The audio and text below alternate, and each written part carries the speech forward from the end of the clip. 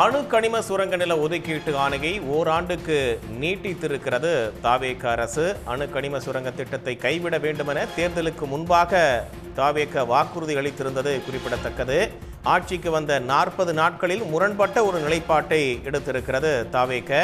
தேர்தலுக்கு பின் அணு கனிம சுரங்க நிலைய ஒதுக்கீட்டு ஆணையை தாவேக அரசு நீட்டித்திருக்கக்கூடிய செய்தி என்பது அதிர்ச்சியை ஏற்படுத்தியிருக்கிறது. அணு கனிம சுரங்க திட்டத்தை கைவிட வேண்டும் என்று முன்பு தாவேக கூறியிருந்த நிலையில் தற்போது அந்த திட்டம் நீட்டிக்கப்பட்டிருக்கிறது. நம்மோடு தொலைபேசி வாயிலாக இணைந்திருக்கிறார் பூ உலகின் நண்பர்கள் அமைப்பின் திரு வெற்றி செல்வனர்கள். வணக்கம் சார். வணக்கம் சார். மீண்டும் வேகம் எடுக்குது அணு கனிம சுரங்க திட்டம். தேர்தலுக்கு முன்பாக ஒரு வாக்குறுதி, ஆட்சிக்கு வந்த ஒரு நிலைப்பாடு. உங்களுடைய பார்வை, முதற்கட்ட கருத்து. முதல்கட்ட பார்வையை நம்ம இதில் புரிந்து கொள்ள வேண்டிய விஷயம் என்னன்னா, கடந்த காலம் இந்த திட்டத்தை எதிர்ப்பு தெரிவித்த போது அது எந்த நிலைமையில் நிறுத்தி வச்சிருக்காங்க அப்படின்னு பார்த்தீங்கன்னா, தமிழ்நாடு மினரல்ஸ் கன்ஸ்ட்ரக்ஷன் ரூல்ஸ் கீழே வந்துட்டு ஒரு அனுமதி கொடுக்குறாங்க. அந்த அனுமதி என்பது ஒரு 5 ஆண்டு காலத்துக்கு தான். அந்த அனுமதி இருக்கின்ற போது வந்து சுற்றுச்சூழல் அனுமதி வாங்கணும், சிஆர்செட் கிளியரன்ஸ் வாங்க வேண்டிய ஒரு நடைமுறை அப்படிங்கிறது இருக்கு. இந்த திட்டத்துக்கான எதிர்ப்பு தெரிவித்ததுக்கு பின்பாக சுற்றுச்சூழல் அனுமதி என்பதற்கான கருத்து கேட்பு கூட்டம் அப்படின்னு நிறுத்தி வைக்கப்பட்டது. ஸோ அந்த திட்டம் ஏறத்தாழ அதோட அந்த கதியிலே இருந்தது. இப்போ தற்போது அவங்களுக்கு மைன்ஸ் அண்ட் மினரல்ஸ் ஆக்டின் கீழாக வழங்கப்பட்டுள்ள அந்த அனுமதி என்பது 5 வருட காலத்துக்கு மட்டுமே. அது முடிவடைந்த நிலையில வந்து பாத்தீங்கன்னா, இப்போ வந்து ஒரு வருஷம் அதை வந்து நீடித்து இப்போ அடுத்த அனுமதி வழங்கப்பட்டுள்ளது தற்போது. இது என்ன ஒரு ஆப்பர்ச்சுனிட்டி அவங்களுக்கு கொடுக்குதுன்னா, இந்த திட்டத்தை வந்து திருப்பி அவங்க மறுபரிசீலனை செய்து திருப்பி துவக்குவதற்கான ஒரு இனிஷியல் ஒரு கிராண்டா வந்து நம்ம வந்து புரிஞ்சுக்கலாம். இப்ப இந்த அனுமதி ஆணையின் மூலமாக அடுத்து சுற்றுச்சூழல் அனுமதி அவர்கள் வாங்க வேண்டும். சுற்றுச்சூழல் அனுமதிக்கு பின்பாக சிஆர்எஸ்எஸ் கிளியரன்ஸ் வாங்க வேண்டும். எனவே அடுத்து இந்த 2 அனுமதிகளுமே வந்து ஒன்றிய அரசு தர வேண்டிய ஒரு அனுமதி.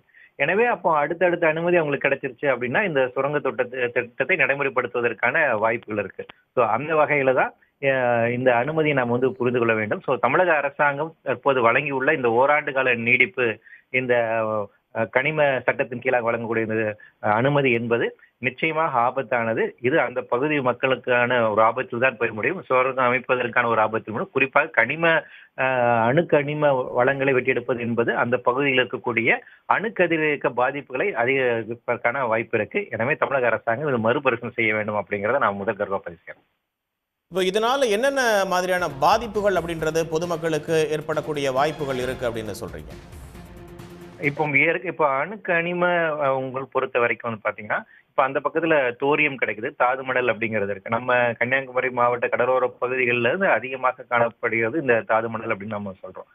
இந்த தாது மணல்ல இருக்கக்கூடிய நிறைய கிரிட்டிக்கல் மினரல்ஸ் இருக்குது. அதில் ஒரு குறிப்பிட்ட கிரிட்டிக்கல் மினரல்ஸ் தோரியமாக இருக்கட்டும், வேறு விதமான கிரிட்டிக்கல் மோனசைட் இருக்கட்டும், இவை எல்லாமே வந்து அணுக்கதிர் இயக்கத்தை வெளியேற்றக்கூடிய தன்மை வாய்ந்த கனிமங்களாக இருக்கு. இது பூமிக்குள்ள இருக்கும் போதுமே ரேடியேஷன் எஃபெக்ட் இருக்கும். ஆனா பூமிக்குள்ள இருக்கிறது குறைஞ்ச அளவு பாதிப்பை தான் நமக்கு உண்டாக்கும். ஆனா அதை நீங்க வெட்டி எடுக்கிறீங்க, அதை இன்டர்ஃபரன்ஸ் பண்றீங்க அப்படின்னா அதோட ரேடியேஷன் வந்து அளவுக்கு அதிகமாக இருக்கும். இன்னொரு விஷயத்தை நாம் வந்து புரிந்து கொள்ள வேண்டும். நம்முடைய தென்பகுதியில் இருக்கக்கூடிய கன்னியாகுமரி மாவட்டத்தில் நமக்கு ஏற்கனவே கூடங்குளம் இருக்கு. அங்க 2 அணு உலை இருக்கு.